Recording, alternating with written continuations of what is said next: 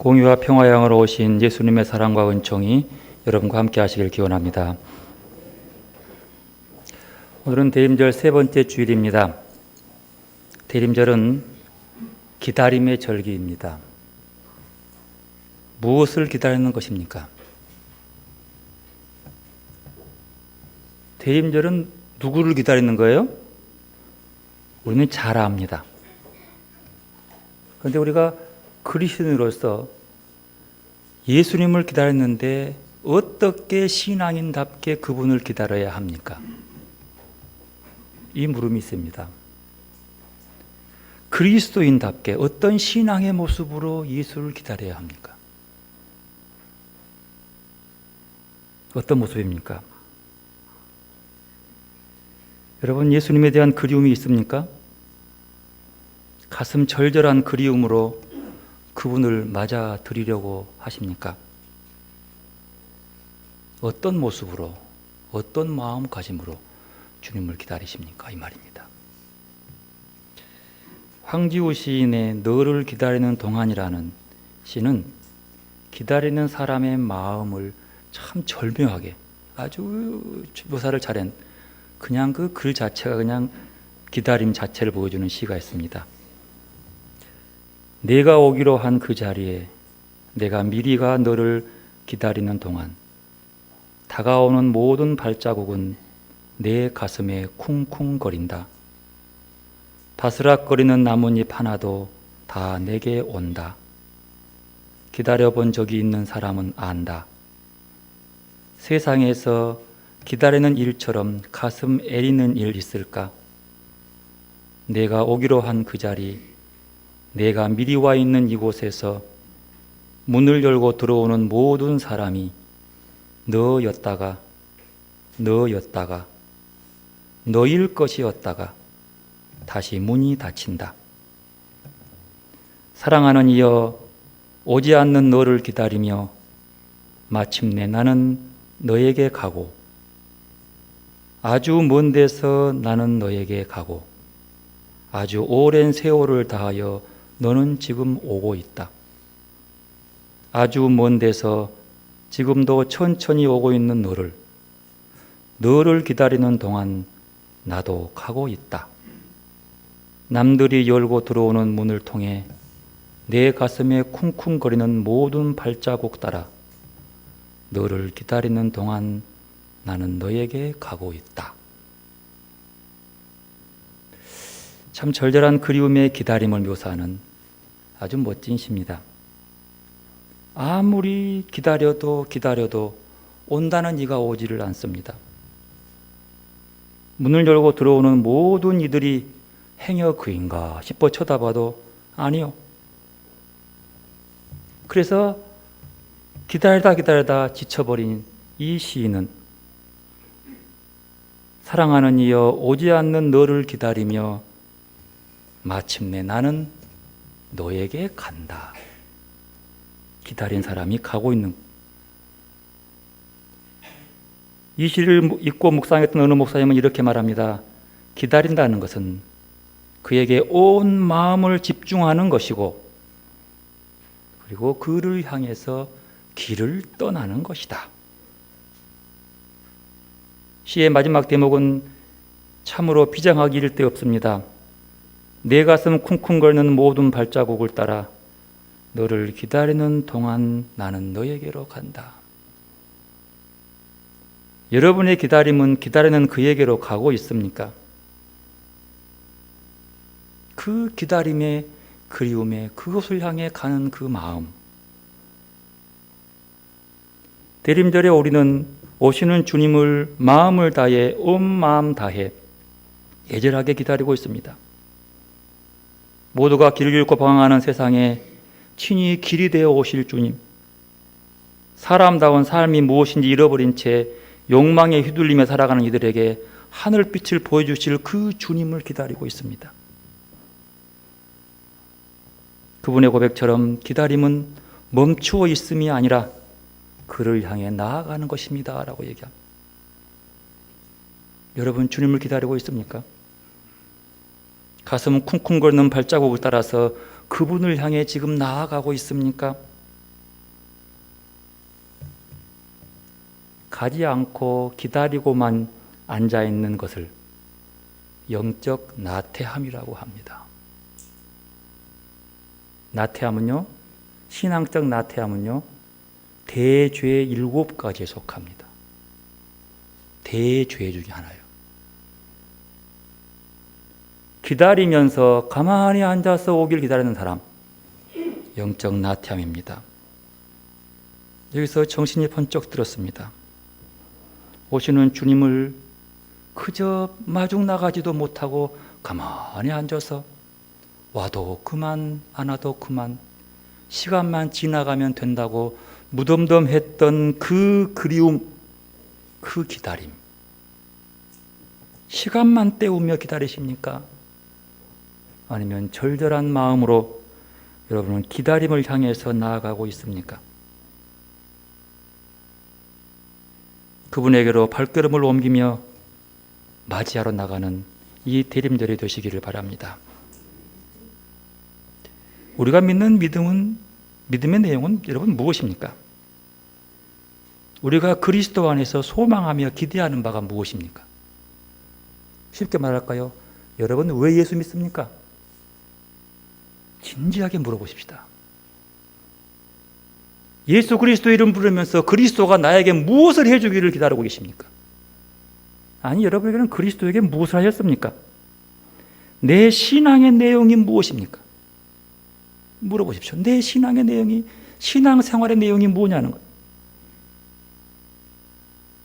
오늘 우리에게 믿음의 대상이 누구인지, 우리가 바라며 소망하며 의지하는 내용이 무엇인지를 깊이 묵상하는 절기가 대림절입니다.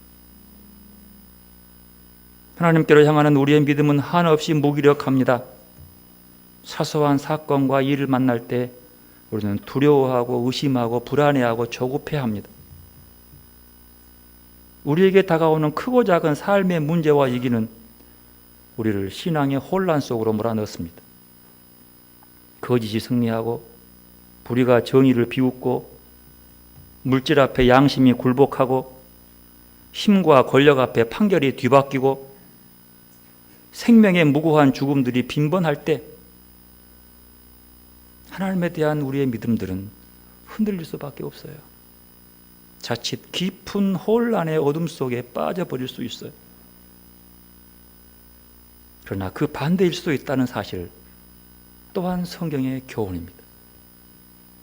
오늘 마태복음 본문인 11장의 내용은 세례 요한에 관한 내용인데, 인내로서 예수님의 오심을 간절히 기다리고 소망하는 세례 요한이 그 제자들을 만날 수가 있어요.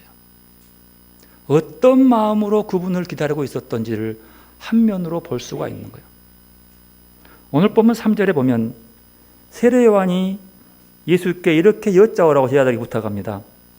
오실 그이가 당신이 오니이까 우리가 다른 일을 기다려 하오리이까. 왜 이걸 물어봤을까요? 여러분 어떻게 생각해요? 세례 요한이 묻습니다. 오실 그이가 당신 맞습니까? 어떻게 들리십니까? 주님께 이 물음. 세례 요한이 누굽니까? 예수님이 오실 길을 준비하는 사람입니다. 그는 예수가 세례받으러 온 걸 보면서 이렇게 말합니다. 보라, 세상 죄를 죽은 하나님의 어린 양이로다. 나는 그의 신들매도 신발끈도 풀어줄 만한 자격이 없는 사람이다.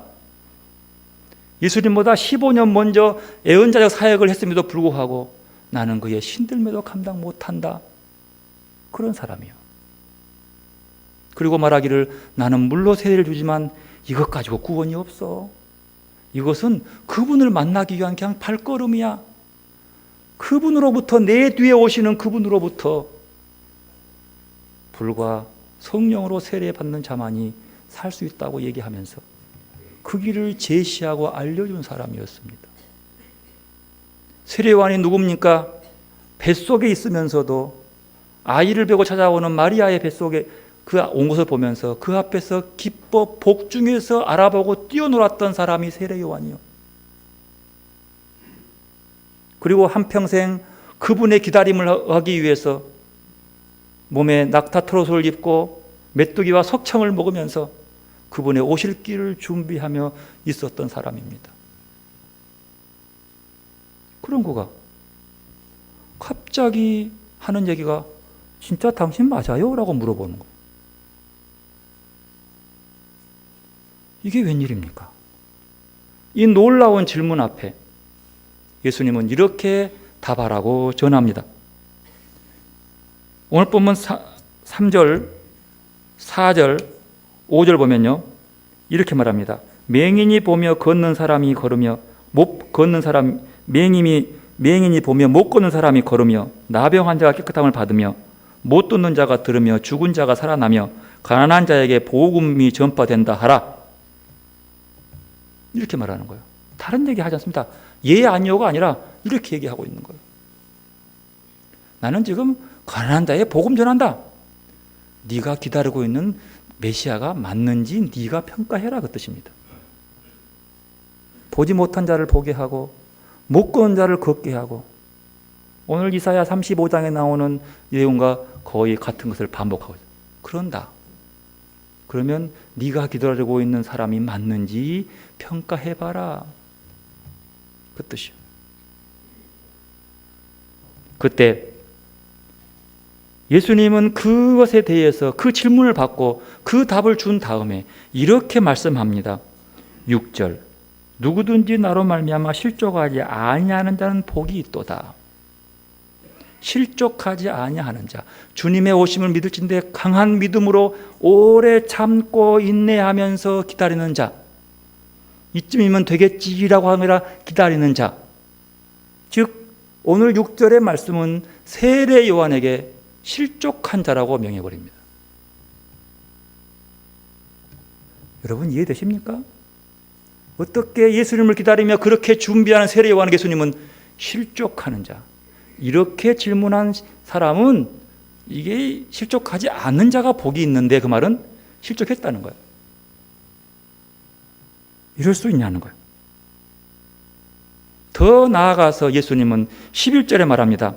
내가 진실로 너에게 말하노니 여자가 낳은 자 중에 세례 요한보다 큰 이가 일어남이 없도다. 그러나 천국에서는 극히 작은 자라도 그보다 크니라. 이게 무슨 말이에요? 세례 요한보고 하는 얘기예요. 세례 요한은요, 이 땅에 태어난 모든 사람보다 가장 큰 자요. 근데 천국에 가면 가장 작은 자가 되는 거예요. 이게 무슨 말일까? 이렇게 주님이 오셔서 활동하시는 그 주님을 제대로 알아보지 못하고 자기 잠깐 어렵다고 그를 의심하는 그 사람은 그 말이에요. 세례 요한 같은 능력이 있다 할지라도 메시아의 오심에 대해서 믿지 못하고 의심하는 사람은 천국에서 가장 작은 자가 될 것이다, 그 뜻이에요. 세상에서 얼마나 이름이 크고 위대하고 큰 일을 했느냐가 아니라 네가 쫄딱 망하고 죽음에 처해 있는 그 순간에도 주님의 오심을, 오셔서 구원하심을 믿지 못한다면, 다른 말로 하면 너는 천당 못 간다, 그 뜻이야.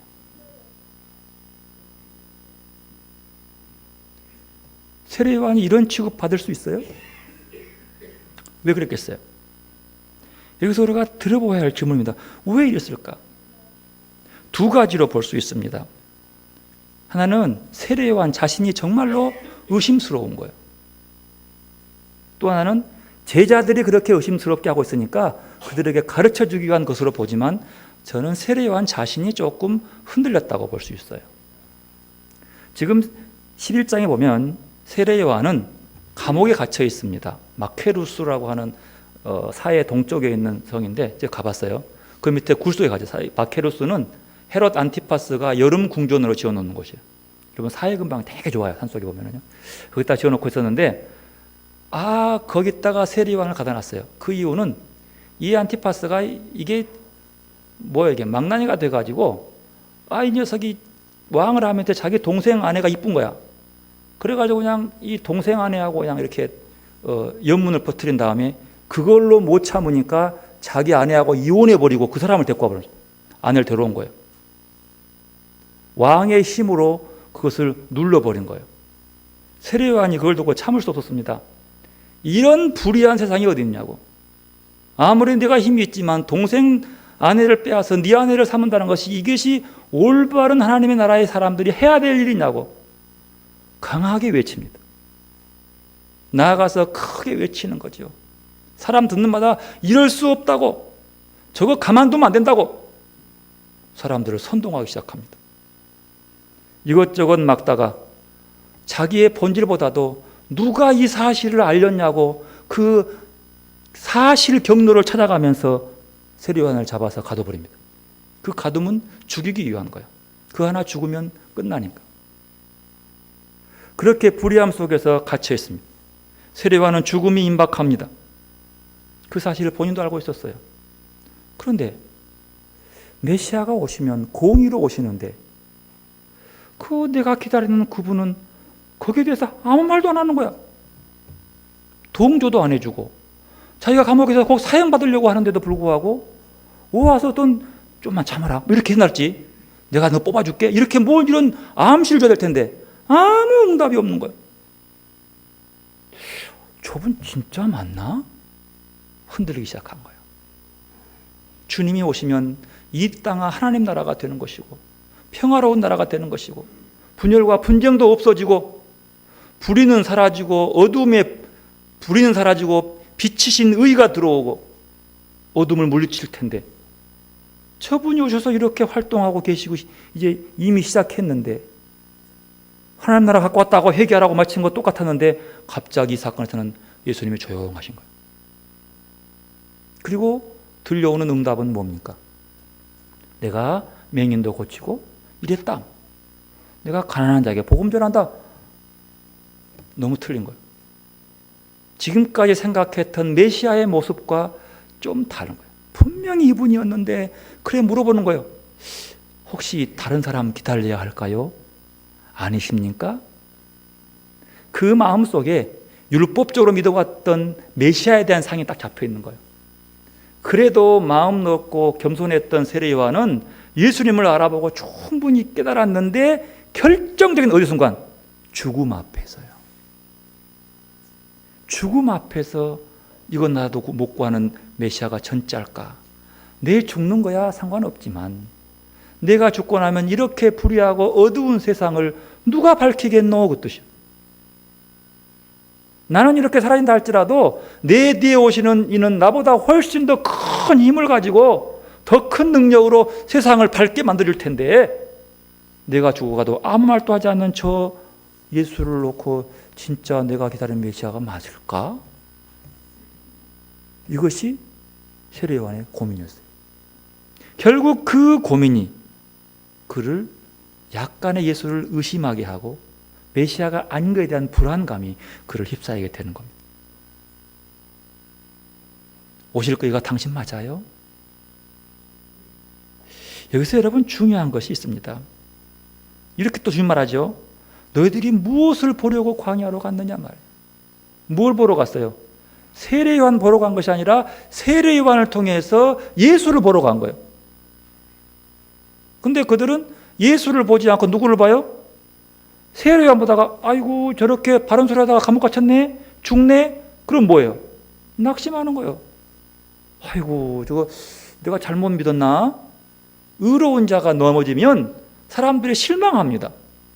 돌아서게 되어 있는 거예요. 그들을 향해서 주님은 말씀하고 있는 거예요. 오래 참고 기다려라. 그날은 어느 때도 모른다. 네 스스로 이날이라고 생각하지 말아라. 이 정도라고 말하지 말아라. 그거 다 내려놓고 주님은 묵묵히 아무 말도 하지 아니하고 맹인들을 고치고 절뚝거린 자를 걷게 하고 가난한 자에게 복음을 전하며 평화 세상을 얘기하고 있는 거예요. 평화의 기준이 틀려요. 사고방식이 틀린 거죠. 근데 여기서 참 중요한 것이 하나 있습니다. 세례 요한이 그 의심과 불안함을 가지고 혼자 가슴 앓지 않고 주님께 가지고 나아간 거예요. 이게 대단히 중요한 거예요. 보통 이 정도면 저 같으면 생각해 봤어요. 이 정도면 저는 정리해 버립니다. 혼자 조용히 그 사람하고 끊어버려요. 더 이상 이 정도 됐으면 이제는 뭐 희망 없구나. 내 길 가야지 라고 떠나가는 거예요. 회피. 얘기해봤자 말 안 들을 것이고 그만두지. 자포자기. 자기가 기다리는 그분이라는 것을 다시 한번 확인하고 싶어서 그는 그 의심스러움 속에서, 불안감 속에서 묻습니다. 주님, 이거 맞습니까? 주님께 가져온 것.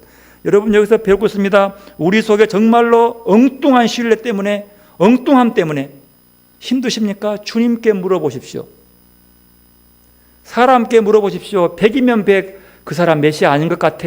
진짜 그러네. 왜 말 한마디 없지? 말 안 하려고 하면 몰래라도 이렇게 알려주지. 이렇게 할 수 있을까? 아닌 것 같아. 가짜 같아. 사람들은 100이면 100 다 그럴 거예요. 하지만 그는 그들에게 묻지 않고 상의하지 않았습니다.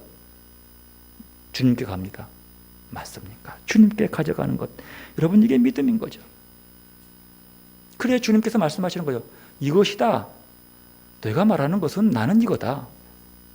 그리고 주님께서 했던 가난한 자에게 복음을 증거하는 그 복음의 이야기가 내가 메시아인데 네가 믿고 안 믿고는 네한테 있다는 거예요. 내가 진짜 메시아인지 아닌지를 이렇게 약해 보이고 가난해 보이고 힘없어 보이고 그래서 겨우 눈치 보면서 강한 자에게는 아무 말도 안 하고 어려운 사람 돌봐주면서 그들을 위로해주고 힘을 주는 이것이다. 이게 난데 네가 나를 메시아로 믿든 안 믿든 그 선택은 네한테 있는 거라.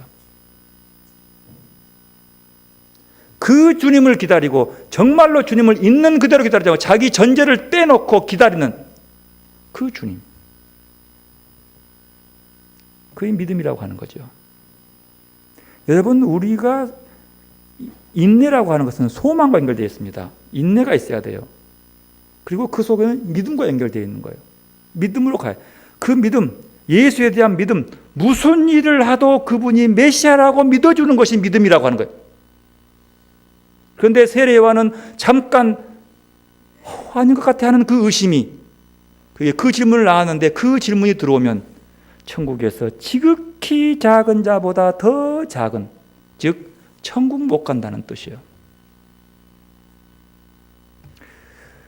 굉장히 중요한 얘기죠. 우리의 신앙도 한번 돌아봐요.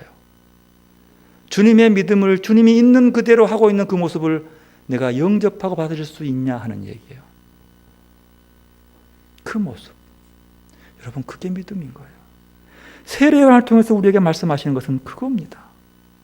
여자가 낳은 자 중에 최고인데 이렇게 참지 못하고 중간에 흔들리는 믿음, 의심하는 믿음, 불안한 믿음을 가지고는 천국에서 큰 자가 될 수 없다. 우리는 보통 세상에서 예수 믿으며 큰 일을 하고 업적을 남기면 하늘에서 클 것처럼 보이지만 결코 그것이 아니라고 하는 것을 쏙 얘기하고 있습니다.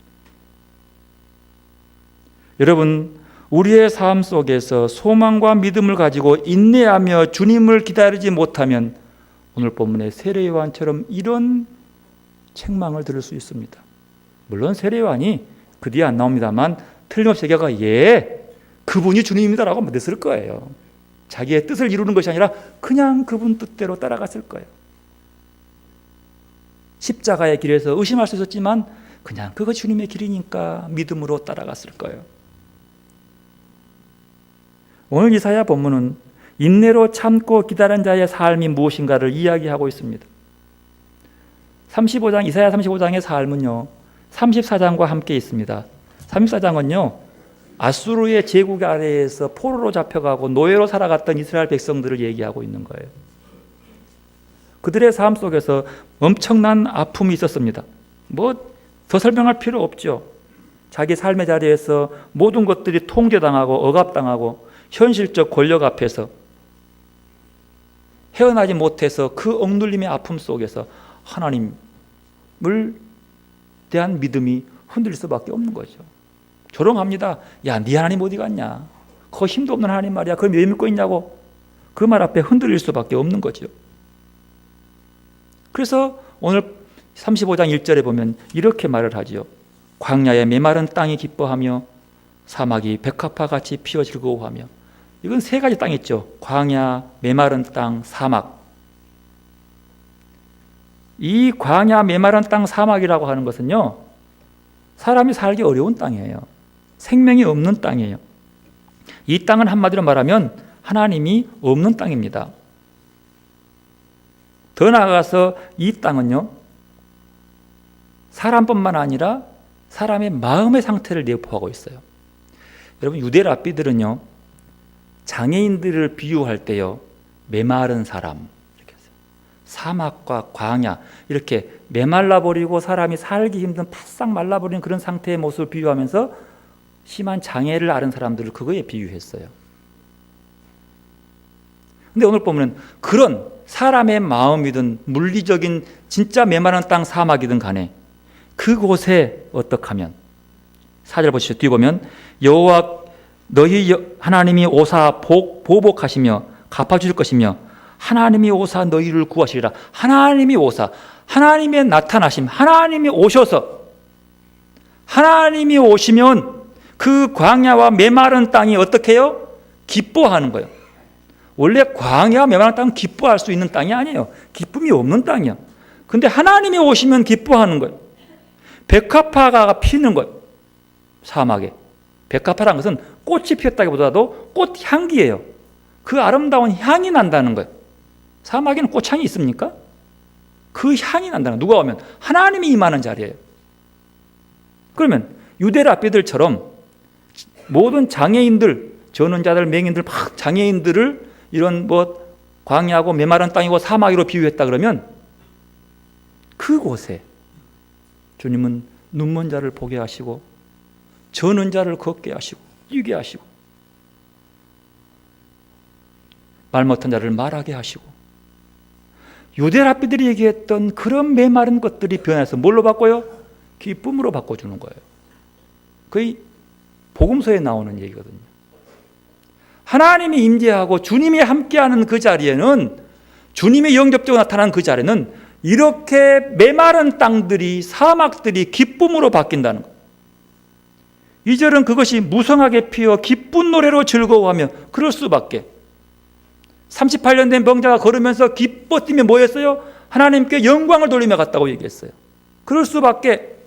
메마른 땅에 하나님이 오시면 새 생명이 불어지는 거예요. 레바논의 영광과 갈멜과 시온의 아름다움을 얻을 것이라. 이건 비옥한 땅입니다. 그것들이 여호와의 영광 곧 우리 하나님의 아름다움을 보리로다. 하나님의 아름다움을 볼 수 있다는 사실.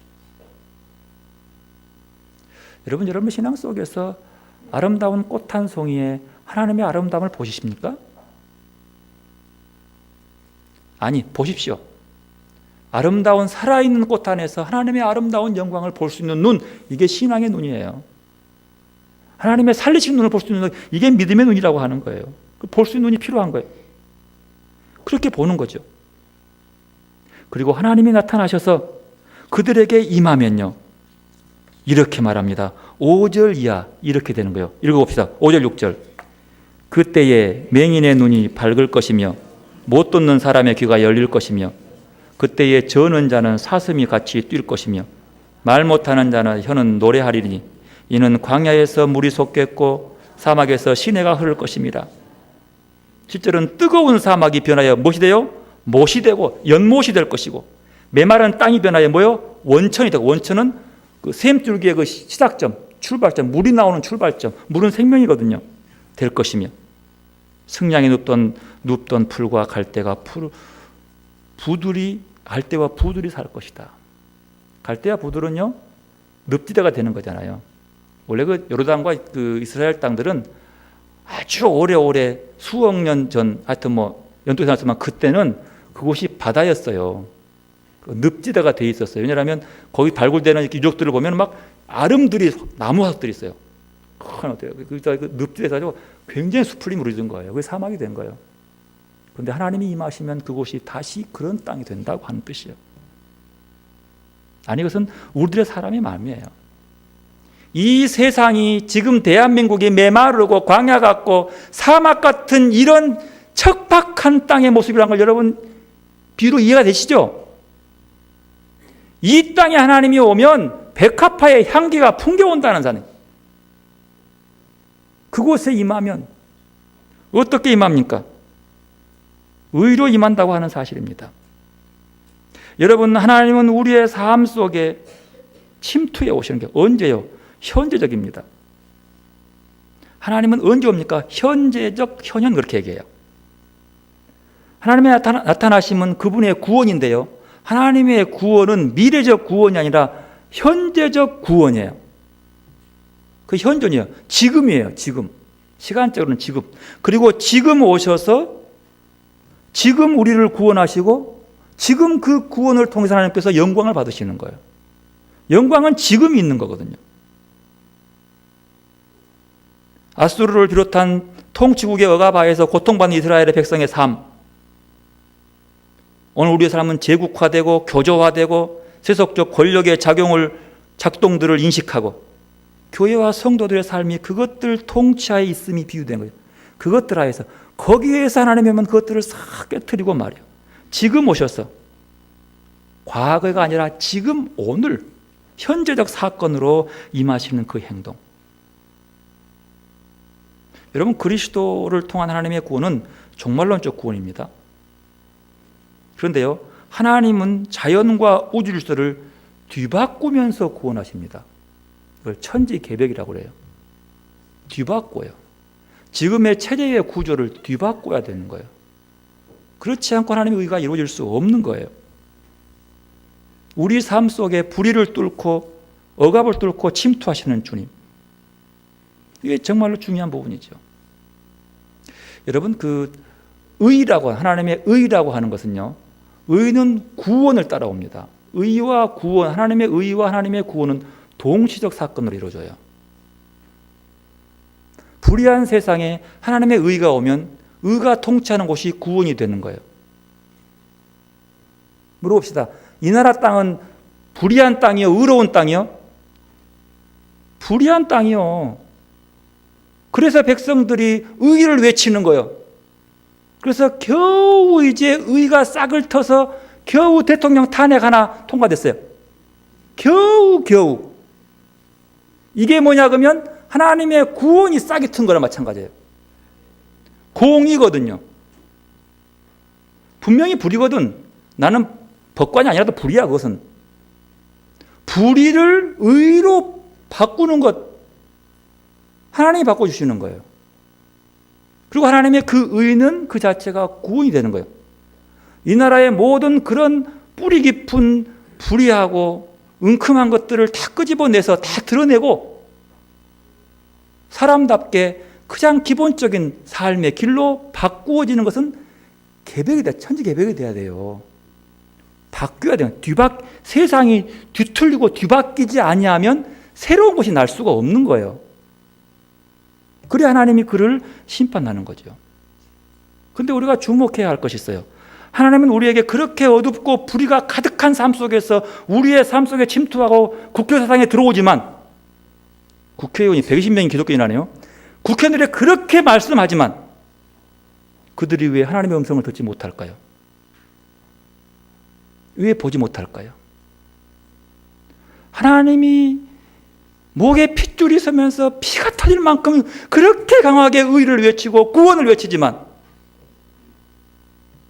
왜 목사들 귀에는 안 들릴까요?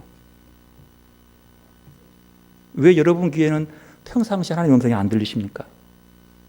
특별할 때도 안 들리지만 통 들을 수가 없어. 왜 그럴까요? 왜 그럴까요?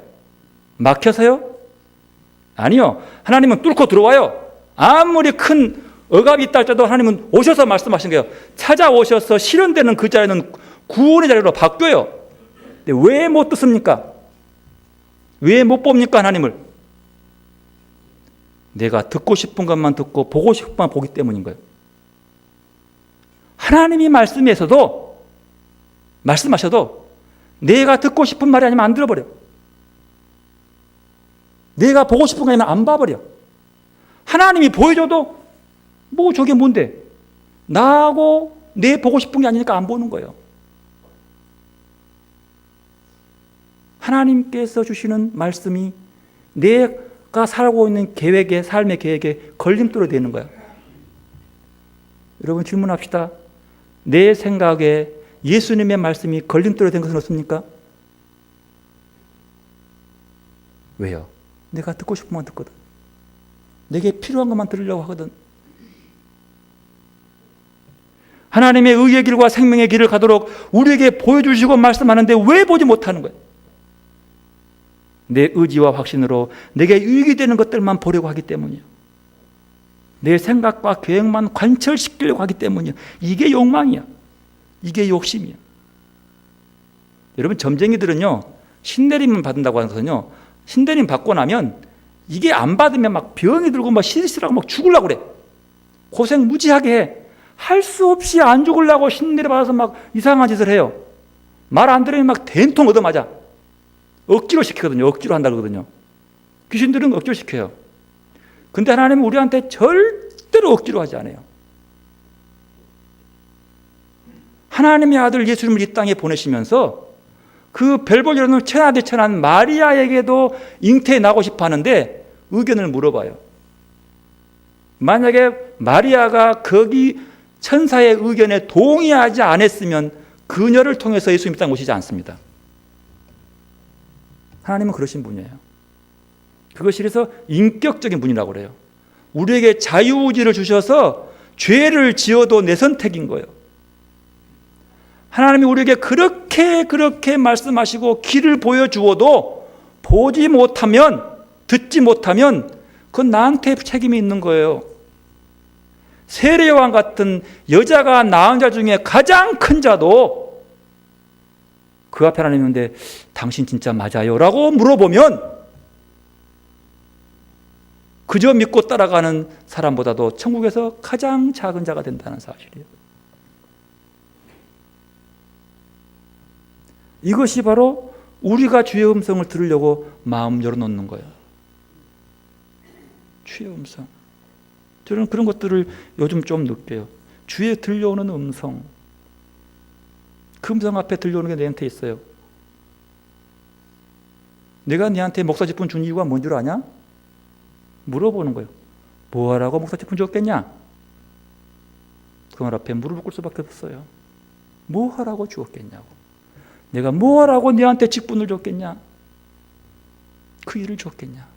내 1차적 사명이 뭔가? 다시 한번 돌아봤어요. 주께서 맡기신 주님의 백성들, 주님의 양들을 주님께로 인도해가고 주의 음성을 듣고 그 앞에서 문제 해결하고 주와 함께 더불어 살도록 이끌어주고 말씀으로 그들에게 주의 말씀을 전달해 주는 것이 내 목적이지, 그 이후의 모든 것들은 부수적인 것. 그런데 그 부수적인 것에 매여서 본질을 잃어버린다는 것. 뭐가 바빠서 하나님 말씀 준비하지 못하고 기도하지 못하고, 그것이 본질인데 그 본질을 높이고 뭐 하겠다는 거냐? 잘 살고 싶냐? 떵떵거리고 싶냐? 남보다 이름 되고 싶냐? 내가 너를 부른 목적이 뭔데? 네가 너를 기쁨 있는 교회 목사로 세우는 이유가 뭔데? 뭐냐 도대체? 그 무릎 앞에 가슴을 쳤어요. 내가 또 잘못된 길에 서 있구나. 주의 말씀을 대언해서 그 말씀을 듣고 그 말씀 앞에서 새로워지게 하고 변화되게 하고 그 말씀을 따라서 살게 만들어야 하는데 다시 나를 돌아봤습니다.